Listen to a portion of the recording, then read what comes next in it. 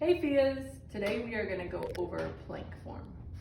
So anytime we're going to spend time on our hands, first want to make sure that you have enough wrist mobility, because when we get into a plank, if your wrists are stiff, you're not going to be able to stack your shoulders over your hands like we want to.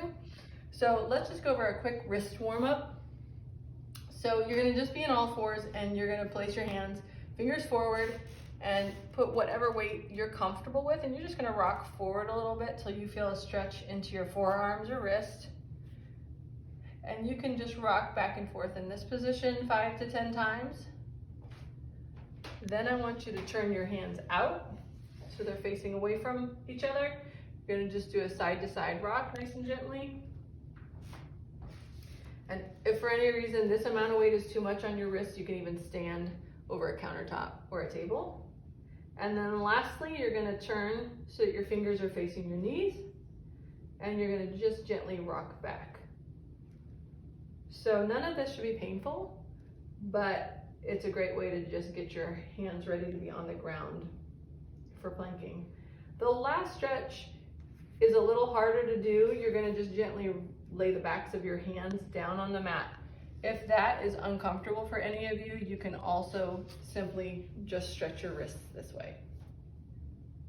So that should get you ready for your planks. To start out in a plank, I would just get on all fours, and you want shoulders right over your wrists and then knees right under your hips.